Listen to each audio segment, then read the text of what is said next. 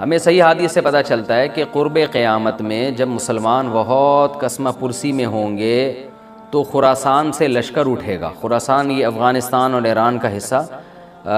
اس علاقے کو نبی صلی اللہ علیہ وسلم کے دور میں خراسان کہا جاتا ہے، جس میں قندھار بھی آتا ہے، ایران کا بھی حصہ آتا ہے اس میں.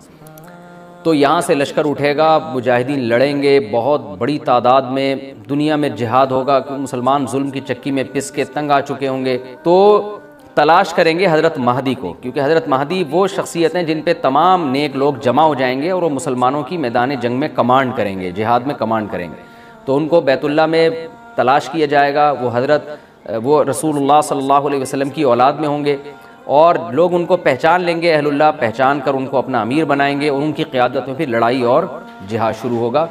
یاجوج ماجوج قیامت کی نشانیوں میں سے ایک بہت بڑی نشانی ہوگی، یعنی یہ اس بات کی علامت ہوگی کہ اب قیامت بہت قریب ہے. تو حضرت عیسیٰ ابن مریم علیہ السلام جب نازل ہوں گے، میں تھوڑی سی ترتیب بیان کر دیتا ہوں کہ کیونکہ بات یاجوج ماجوج کی چل رہی ہے تو اس سے منسلک جو واقعات ہیں جو اس دور میں ہوں گے وہ بھی میں اسی لیکچر کے ضمن میں بیان کر دیتا ہوں. وَكَانَ وَعْدُ رَبِّي حَقًّا، اور میرے رب کا وعدہ سچا ہے. وعدے سے مراد کیا ہے؟ دونوں مراد ہو سکتے ہیں، یا تو قیامت مراد ہو سکتی ہے کہ قیامت میں سب چیزیں ہی ٹوٹ جائیں گی، یا جو احادیث میں آیا ہے کہ جب یاجوج ماجوج قرب قیامت میں ظاہر ہوں گے تو وہ دیوار ختم ہو جائے گی، یا تو وہ مراد ہے. وَتَرَكْنَا بَعْضَهُمْ يَوْمَئِذٍ يَمُوجُ فِي بَعْضٍ، اور ہم ان میں سے بعض کو، یعنی جو یاجوج ماجوج ہیں ان میں سے بعض کو، یومئذ جس دن ایسا ہوگا، جس دن اللہ کا وعدہ آئے گا اور یہ دیوار ٹوٹے گی، یموج فی بعض، ہم ان کو ایسا کر دیں گے کہ یہ ایک دوسرے میں گھس رہے ہوں گے. یہ مضمون احادیث میں آیا ہے. دیکھیں قرآن میں اور احادیث صحیحہ میں جو یاجوج ماجوج اور اس دیوار کا ہمیں ملتا ہے نا، میں صرف اس کو آپ کے سامنے بیان کروں گا. باقی اس بارے میں ڈیٹیل میں آپ جائیں گے تو بہت کچھ آپ کو انٹرنیٹ پہ بھی مل جائے گا، مفسرین کی کتابوں میں بھی مل جائے گا، اور لوگوں کی اپنی اپنی تحقیقات ہیں، اپنے اپنے تبصرے ہیں. نہ میں ان تبصروں کو صحیح کہہ رہا ہوں نہ غلط کہہ رہا ہوں، کتابیں بھری ہوئی ہیں، وہ آپ جائیں پڑھیں اس کو. لیکن جتنی بات قرآن سے اور صحیح احادیث سے یاجوج ماجوج کے بارے میں ثابت ہوتی ہے، میں صرف اس کو آپ کے سامنے ابھی پیش کر رہا ہوں. پہلا عقیدہ تو یہ ثابت ہوتا ہے کہ یاجوج ماجوج ایک قوم ہے، انسان ہیں، وہ کوئی انسانوں کے علاوہ کوئی الگ مخلوق نہیں ہے، لیکن ہیں بڑے فسادی. دوسری بات یہ بہت قدیم ہے. ذوالقرنین جب گئے تو اس سے پہلے کی یہ قوم ہے اور زمین میں پہلے سے فساد مچا رہی ہے، لیکن بہت زیادہ ان کی کثرت نہیں تھی جتنی کثرت قرب قیامت میں ہوگی، کیونکہ نسل ان کی بہت تیزی کے ساتھ بڑھ رہی ہے.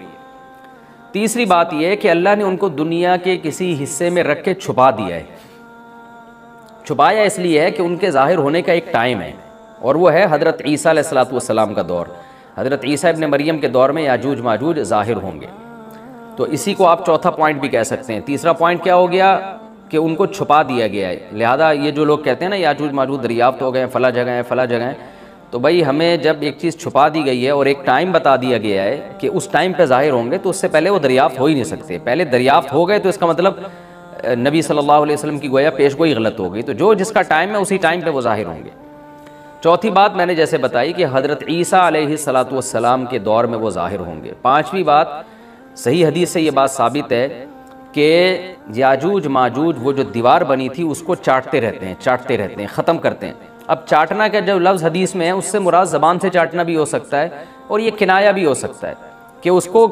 ختم کرنے کی کوشش میں لگے ہوئے ہیں. اور ایسے چاٹنا، جب ہم کوئی چیز چاٹتے ہیں نا تو بہت تھوڑی تھوڑی وہ ختم ہوتی ہے. تو اتنی موٹی اتنی بڑی دیوار ہے کہ وہ انہوں نے اپنی اسٹرگل اور اپنی محنت نہیں چھوڑی ہے، تو وہ دیوار کو کسی نہ کسی طریقے سے گھسائی میں اس کے لگی رہتے ہیں. تو زبان سے بھی چاٹنا ہو سکتا ہے اور کسی اور طریقے سے اس کو ختم کرنے کی کوشش بھی مراد ہو سکتی ہے. اور حدیث میں آتا ہے کہ ایک دن آئے گا وہ جب ختم ہونے والی ہوتی ہے نا تو وہ کہتے ہیں کہ ہم کل اس کو دوبارہ شروع کریں گے اور کل ہم اس کو ختم کر دیں گے. لیکن وہ اللہ تعالیٰ اپنی قدرت سے دوبارہ اس دیوار کو اتنا ہی موٹا کر دیتے ہیں جتنا ذوالقرنین نے کیا تھا. تو قرب قیامت میں جب حضرت عیسیٰ علیہ السلام کا ظہور ہوگا تو وہ یہ کہیں گے ہم انشاءاللہ اس کو کل ختم کریں گے. تو انشاءاللہ کا لفظ جب استعمال کریں گے، کیونکہ وہ قوم ہے کافر، وہ اللہ پہ اعتماد کرنا، اللہ پہ توکل کرنا یہ چیز نہیں ہے. جیسے کافر تو نہیں کہے گا نا اللہ نے چاہا تو وہ اللہ پہ یقین نہیں رکھتے. تو وہ جب اللہ کا نام لیں گے اور کہیں گے کہ اللہ نے چاہا تو ہم اس کو کل ختم کر دیں گے، تو پھر اس نام کی وجہ سے وہ دیوار ختم ہو جائے گی۔ اس کی مثال ایسے جیسے حدیث میں آتا ہے پچھلی قوموں میں ایک نوجوان تھا جو جادوگر کے پاس بھی جاتا تھا اور راہب کے پاس بھی جاتا تھا، جس کا سورہ بروج میں تذکرہ ہے، والسماء ذات البروج میں۔ تو جب وہ نوجوان پکڑا گیا، وہ مسلمان ہو گیا تھا،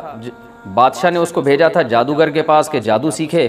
لیکن وہ راہب کے پاس جاتا، عیسائیت سیکھی اس نے اور نیک مسلمان بن گیا۔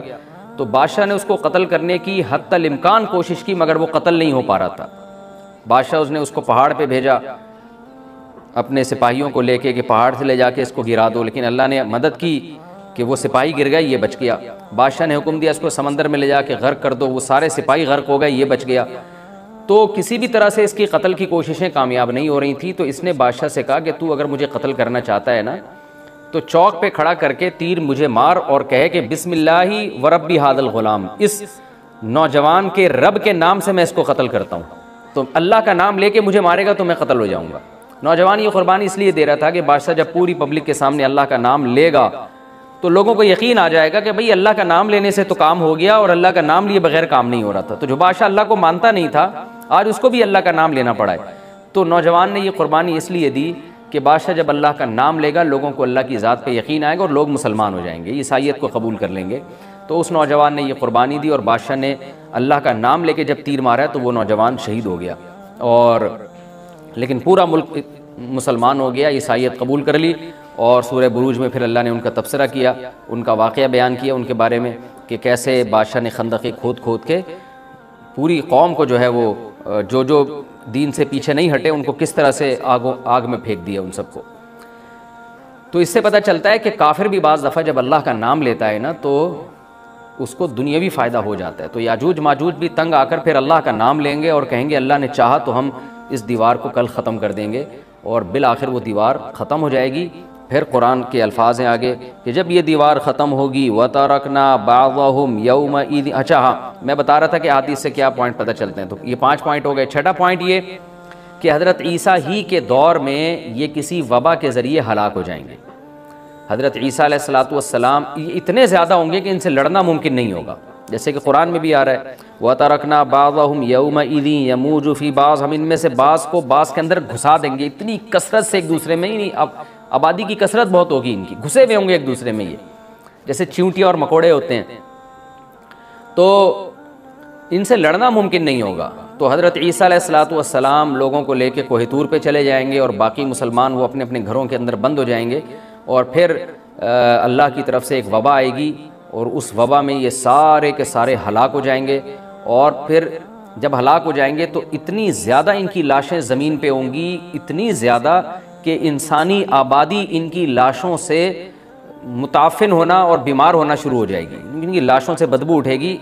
اور ظاہر ہے انسان ہوں گے یہ، تو اس کی وجہ سے جو زمین کا ماحول خراب ہوگا۔ پھر حضرت عیسیٰ علیہ السلام اللہ سے دعا مانگیں گے کہ اللہ تعالیٰ ان کو کسی طرح ٹھکانے لگائے، کوئی انتظام کرے۔ تو پھر حدیث میں آتا ہے بارشیں ہوں گی اور سیلاب آئیں گے اور ان کی لاشیں بہہ بہہ کے پانیوں میں جا کے سمندروں میں جا کے ختم ہو جائیں گی،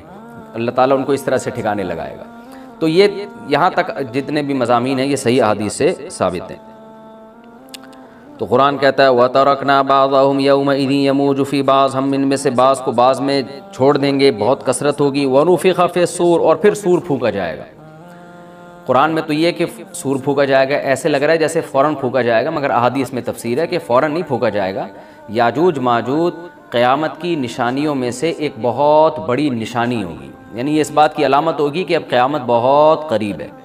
تو حضرت عیسیٰ ابن مریم علیہ السلام جب نازل ہوں گے، میں تھوڑی سی ترتیب بیان کر دیتا ہوں کہ جو کیونکہ بات یاجوج ماجوج کی چل رہی ہے تو اس سے منسلک جو واقعات ہیں جو اس دور میں ہوں گے وہ بھی میں اسی لیکچر کے ضمن میں بیان کر دیتا ہوں۔ ہمیں صحیح حدیث سے یہ پتہ چلتا ہے کہ قرب قیامت میں جب مسلمان بہت قسمہ پرسی میں ہوں گے تو خراسان سے لشکر اٹھے گا۔ خراسان یہ افغانستان اور ایران کا حصہ، اس علاقے کو نبی صلی اللہ علیہ وسلم کے دور میں خراسان کہا جاتا ہے، جس میں قندھار بھی آتا ہے، ایران کا بھی حصہ آتا ہے اس میں۔ تو یہاں سے لشکر اٹھے گا، مجاہدین لڑیں گے بہت بڑی تعداد میں، دنیا میں جہاد ہوگا کہ مسلمان ظلم کی چکی میں پس کے تنگ آ چکے ہوں گے، اور لڑتے لڑتے حدیث میں آتا ہے اتنی بڑی بڑی لڑائیاں ہوں گی کہ 1/3 مسلمان شہید ہو جائیں گے اس میں، ایک تہائی مجاہدین جو لڑنے والے ہوں گے، اور ایک تہائی جو ہوں گے وہ میدان جنگ سے بھاگ جائیں گے، اور ایک تہائی کو اللہ فتح عطا فرمائے گا۔ تو جو ایک تہائی میدان جنگ سے بھاگ جائیں گے، نبی صلی اللہ علیہ وسلم نے فرمایا ان کی توبہ کبھی قبول نہیں ہوگی۔ جو ایک تہائی شہید ہو جائیں گے وہ افضل ترین شہداء ہوں گے اس وقت کے، اور ایک تہائی کو اللہ تعالیٰ غلبہ عطا فرمائیں گے۔ ایک واقعہ تو ہمیں قرب قیامت میں نبی صلی اللہ علیہ وسلم سے یہ ملتا ہے صحیح حدیث سے۔ دوسرا ہمیں یہ ملتا ہے کہ قرب قیامت ہی میں مسلمان قسمہ پرسی کا شکار ہوں گے، تو تلاش کریں گے حضرت مہدی کو، کیونکہ حضرت مہدی وہ شخصیت ہیں جن پہ تمام نیک لوگ جمع ہو جائیں گے اور وہ مسلمانوں کی میدان جنگ میں کمانڈ کریں گے، جہاد میں کمانڈ کریں گے۔ تو ان کو بیت اللہ میں تلاش کیا جائے گا، وہ رسول اللہ صلی اللہ علیہ وسلم کی اولاد میں ہوں گے، اور لوگ ان کو پہچان لیں گے، اہل اللہ پہچان کر ان کو اپنا امیر بنائیں گے، اور ان کی قیادت میں پھر لڑائی اور جہاد شروع ہوگا۔ اور یہ لڑائی جب دمشق میں لڑائی ہو رہی ہوگی تو دمشق میں عصر کی نماز کے وقت حضرت مہدی، میں نے جو یہ کہا کہ دمشق میں لڑائی ہو رہی ہوگی، مقصد یہ نہیں ہے کہ دمشق کوئی میدان جنگ بنا ہوا ہوگا، مقصد یہ ہے کہ وہ مجاہدین کا لشکر دمشق میں ہوگا عصر کی نماز کے وقت، لڑائی چاہے کسی اور میدان میں ہو رہی ہو، لیکن حدیث میں ہمیں دمشق کا تذکرہ ملتا ہے۔ تو دمشق میں حضرت شام کا تذکرہ ملتا ہے، اور جو قرائن ہمیں ملتے ہیں وہ دمشق کی ایک خاص مسجد ہے، وہ مسجد حضرت مفتی تقی عثمانی صاحب اور مفتی رفیع عثمانی صاحب نے اس کو ہائی لائٹ بھی کیا، لیکن وہ یقینی نہیں ہے، یہ خوب سمجھے، انہوں نے اس کا بھی تبصرہ کیا کہ اس کے بارے میں کوئی یقین نہیں ہے۔ تو حضرت مہدی عصر کی نماز پڑھا رہے ہوں گے، لوگ امامت میں آپ کے پیچھے کھڑے ہوں گے، یہاں تک کہ مسجد کے مینار پر، آج بھی وہ مینار موجود ہے جس کے بارے میں غالب گمان ہے کہ یہ وہ مینار ہے جہاں حضرت عیسیٰ علیہ السلام نازل ہوں گے، غالب گمان کے درجے میں کہا جا سکتا ہے، ورنہ پھر اسی کے اڑوس پڑوس میں کوئی مسجد ہوگی۔ میرا اگر شام جانا ہوا تو انشاءاللہ میں ارادہ ہے کہ میں ولاگ میں اس مسجد کا بھی تذکرہ کروں گا، اس جگہ کا بھی تذکرہ کروں گا، لیکن میں پہلے یہ بات بتا دوں کہ وہ 100% یقینی نہیں ہے، ایسا نہ ہو کہ اس مسجد کے مینار پہ چڑھ کے لوگ جو ہے وہ اس کے کوئی مینار کو ہی چاٹنا شروع کر دیں تبرک کے طور پہ۔ تو عصر کی نماز کا ٹائم ہوگا، حضرت عیسیٰ ابن مریم علیہ السلام فرشتوں کے کندھوں پہ ہاتھ رکھ کے نیچے اتریں گے نماز کے ٹائم پہ، یعنی آسمان سے مینار تک آئیں گے، اور پھر مینار سے آپ کے لیے سیڑھیاں لگائی جائیں گی، سیڑھیوں کے ذریعے مینار سے نیچے اتریں گے اور لوگ ان کو پہچان لیں گے۔ حضرت مہدی ان کو امامت کے لیے آگے کریں گے کہ آپ اللہ کے ایک پیغمبر ہیں، آپ نماز پڑھائیے، حضرت عیسیٰ علیہ السلام انہی کو آگے رکھیں گے، اور اس طرح کا مفہوم ہے حدیث میں کہ اللہ نے اس کام کے لیے آپ کو ہی منتخب کیا۔ کیا مطلب یہ امامت اس امت کا حق ہے؟ تو حضرت عیسیٰ ابن مریم علیہ السلام کا جو کام ہوگا وہ جہاد ہے اور یہودیوں سے انتقام لینا، کیونکہ یہودیوں نے اپنے خیال میں حضرت عیسیٰ کو قتل کیا تھا، تو اللہ نے یہودیت ہی کے خاتمے کے لیے اور دجال کے خاتمے کے لیے عیسیٰ ابن مریم کو نازل کیا ہے۔ حضرت مہدی سے پہلے ہی دجال ظاہر ہو چکا ہوگا۔ دجال کے بارے میں حدیث میں آتا ہے کہ ہر پیغمبر نے اپنی امت کو دجال کے فتنے سے ڈرایا ہے۔ اچھا، یہ دجال ایک ایسی شخصیت ہے جس کا یہودی انتظار ہم سے زیادہ کر رہے ہیں، کیونکہ یہودی اس کو اپنے لیے نجات دہندہ سمجھتے ہیں، جبکہ حدیث میں آتا ہے کہ دجال کانا ہوگا اور اس کا خدائی کا دعویٰ ہوگا، اس کے پاس کچھ ایسی طاقتیں ہوں گی کہ مردے کو زندہ کر دے، زندہ کو مار دے، ایک طرف اس کے باغ ہوگا، ایک طرف اس کے آگ ہوگی، جو اس پر ایمان لائے گا اس کو باغ میں داخل کرے گا، اور جو اس پر ایمان نہیں لائے گا اس کو آگ میں داخل کرے گا۔ اور رسول اللہ صلی اللہ علیہ وسلم نے فرمایا اس کی جو آگ ہے حقیقت میں وہ جنت کا باغ ہوگا، اور اس کا جو باغ ہے حقیقت میں وہ جہنم کی آگ ہوگی۔ تو جو نبی کی باتوں پہ یقین کرتے ہیں وہ دجال کے فتنے سے محفوظ رہیں گے، اور حدیث میں سورہ کہف کی بھی تلاوت کا حکم ہے، جمعے کے دن جو کہف کی تلاوت کرتا ہے اللہ اس کو دجال کے فتنے سے محفوظ رکھتا ہے۔ اب آپ دیکھیں یہ سورہ کہف میں ہی قیامت کی علامات کا تذکرہ ہے نا، تو شاید اسی وجہ سے کیونکہ جو سورہ کہف پڑھتا رہے گا وہ یاجوج ماجوج کے واقعات بھی پڑھتا رہے گا اور اللہ کی قدرت کے واقعات بھی پڑھتا رہے گا، تو دجال کے فتنے سے اللہ اس کو اس برکت سے بچا کے رکھیں گے، فتنے سے محفوظ رکھیں گے۔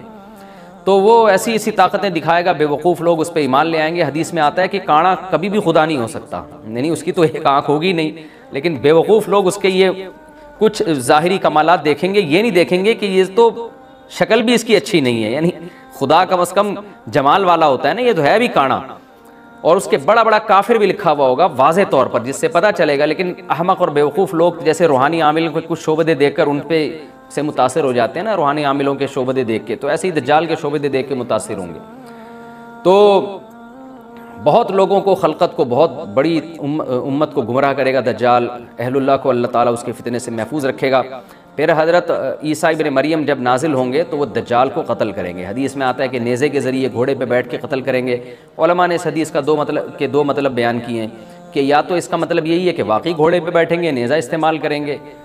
زمین جو ہے وہ اتنی پہلے اس سے جنگیں ہو چکی ہوں گی کہ لوگ دوبارہ تلواروں گھوڑوں کی طرف آ جائیں گے. اس بات کا امکان ہے, ہر ملک ایٹمی طاقت بن چکا ہے, تو اگر یہ ایٹم بم سارے ملک آپس میں چلا دیں تو ہم دوبارہ گدے گھوڑوں والی زندگی پر آ جائیں گے.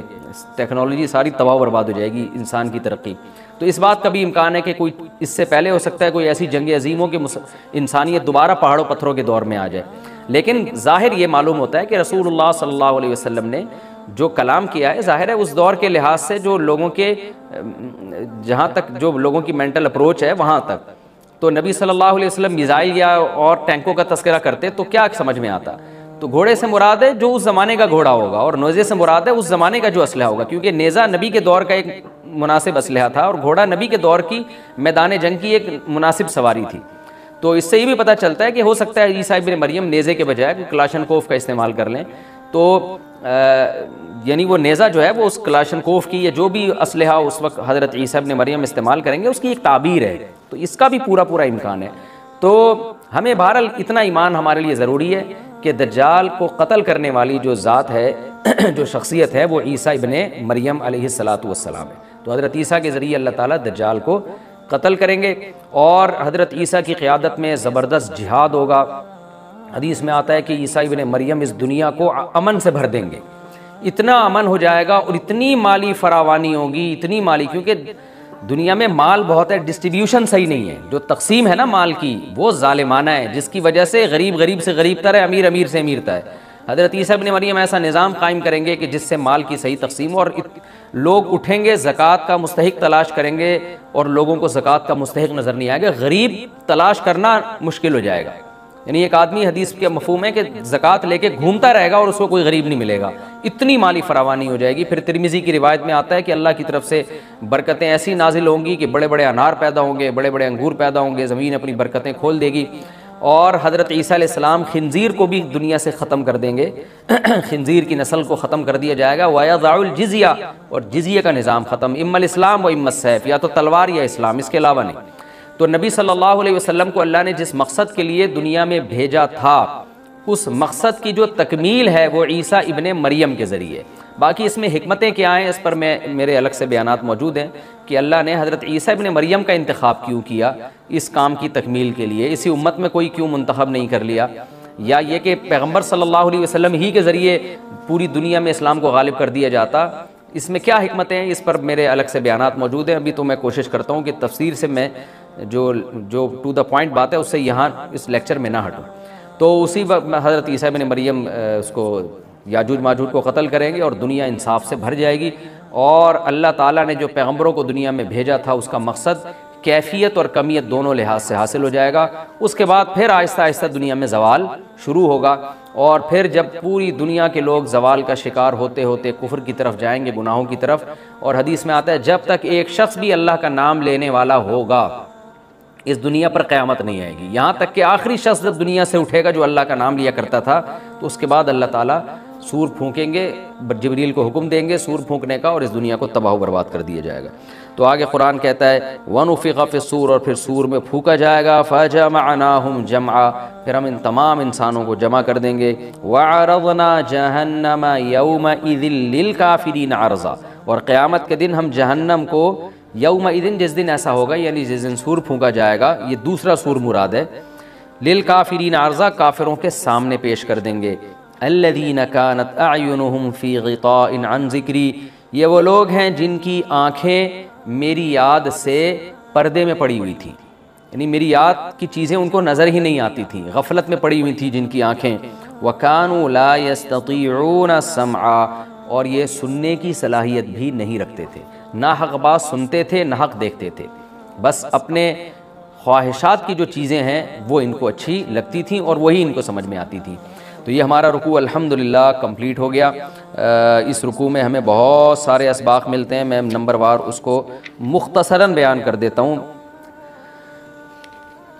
پہلی بات تو یہ کہ دیکھیں اللہ تعالیٰ نے کیسے کیسے بادشاہ دنیا میں بھیجے ہیں اور کتنے پاورفل بادشاہ. حضرت ذوالقرنین کا نام ہی قرن والا, دو کناروں والا, زمین کے بہت بڑے حصے کو حضرت ذوالقرنین نے فتح کیا. اور اللہ کے نیک بندے کیسے اللہ کے راستے میں لڑتے رہے ہیں۔ تو یہ جو لوگ بیٹھ جاتے ہیں نا بس عبادت کرو اور لڑائی وڑائی اسلام میں ہے ہی نہیں، یہ دنیا میں کوئی بھی عقل مند اس نظریے کا حامی نہیں ہوگا۔ تو طاقت اور قوت کی اسلام میں بہت زیادہ اہمیت ہے۔ اس سے ہمیں یہ بھی پتہ چلتا ہے کہ اپنے ملک کی، خاص طور پر اسلامی ملک کی جو فوجی قوتیں ہیں، جو فوجی طاقتیں ہیں، ان کی ہمیں قدر کرنی چاہیے، کیونکہ اگر کوئی بھی ملک عسکری لحاظ سے کمزور ہو جائے، کیونکہ اللہ تعالیٰ تو جو عسکری لحاظ سے طاقتور قومیں تھیں اللہ نے ان کا کتنا تذکرہ کیا، ہاں وہ اللہ کے باغی نہ ہوں۔ تو اسلامی ملک میں کوئی بھی اسلامی کنٹری ہے، چاہے سعودی عرب ہے، چاہے پاکستان ہے، چاہے ترکی ہے، کوئی بھی اسلامی کنٹری ہے، اس کی فوج کی قدر کرنی چاہیے، کیونکہ اسی کی وجہ سے ملک کا بارڈر محفوظ ہوتا ہے۔ اگر مسلمان عسکری لحاظ سے کمزور ہونا شروع ہو جائیں تو کافر ہمیں گاجر مولی کی طرح کاٹنا شروع کر دیں، اسلام دشمن قوتیں ہمیں کھا جائیں، ختم کر دیں ہمیں کھا کے۔ تو نیک قوتوں کو اپنی بقا کے لیے ہمیشہ سے ایک اسلحے کی اور طاقت کی ضرورت رہتی ہے، اس کی اہمیت اسلام میں بہت زیادہ ہے۔ موسیٰ علیہ السلام کے بعد کتنے بڑے بڑے جنگی کمانڈر پیدا ہوئے، ذوالقرنین کا اللہ نے کیسا تذکرہ کیا، ذوالقرنین کی عبادت کا کہیں بھی تذکرہ نہیں، حالانکہ وہ بڑے عبادت گزار بھی تھے۔ داؤد علیہ السلام کی عبادت کا تذکرہ بھی ہے، ان کی تلوار اور طاقت کا تذکرہ بھی ہے۔ تو اللہ تعالیٰ جہاں عبادت کا تذکرہ کرتے ہیں تو طاقت اور قوت کا بھی تذکرہ کرتے ہیں۔ اس سے عسکری لحاظ سے اپنے آپ کو مضبوط کرنے کی اہمیت کا ہمیں پتہ چلتا ہے کہ اسلام میں اس کی بڑی اہمیت ہے۔ کسی بھی اسلامی ملک کی فوج کا مورال کسی بھی لحاظ سے ڈاؤن نہیں ہونا چاہیے، اور عسکری لحاظ سے وہ کسی بھی لحاظ سے کمزور نہیں ہونی چاہیے، اور اس کو چاہیے کہ اعدوا لهم ما استطعتم من قوہ پر عمل کرے، کہ قرآن کہہ رہا ہے روز بروز اپنی طاقت اور قوت میں اضافہ کرنے کی کوشش کرو۔ اس سے مسلم قوم کو کبھی بھی غافل نہیں ہونا چاہیے، اور کوئی بھی ایسا کام جس سے مسلمان قوتیں اور طاقتیں کمزور ہونا شروع ہو جائیں، اس کام سے ہمیں بچنا چاہیے۔ دوسری بات ہمیں یہ پتہ چلی کہ اللہ تعالیٰ نے اہل اسلام کے ذمے پوری دنیا کی ذمہ داری لگائی ہے، کسی ایک ملک کی نہیں۔ جتنے بھی پیغمبر آئے ہیں جب وہ دنیا فتح کرنا شروع کی ہے تو کہیں رکے نہیں ہیں وہ کہ بھئی یہاں تک، اس سے آگے نہیں جانا۔ ان کی صلاحیت ہی ختم ہو گئی ہو، وسائل ہی ختم ہو گئے ہوں تو الگ بات ہے۔ تو پوری دنیا ہے جس میں اللہ کے دین کو غالب کرنا ہے۔ اب اس کا طریقہ کیا ہوگا؟ ظاہر ہے جو جس زمانے میں سوٹیبل طریقہ ہو وہ اختیار کیا جائے گا۔ تو حضرت ذوالقرنین پہلے انتہائی مشرق کی طرف گئے ہیں، جہاں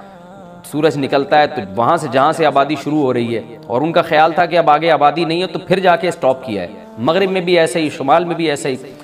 تو ہمیں جب دیکھتے ہیں کہ جب صحابہ کرام نے دنیا فتح کرنا شروع کی ہے تو ہمیں مسلمان کمانڈروں میں بھی ایسے واقعات ملتے ہیں کہ وہ علاقے فتح کرتے کرتے سمندر کے کنارے پہنچے اور انہوں نے سمندر کو دیکھ کے کہا کہ تیرے آگے بھی آبادی ہوتی نا تو ہم اللہ کا کلمہ وہاں بھی بلند کرتے۔ تو یہ دور تھا مسلمانوں کا،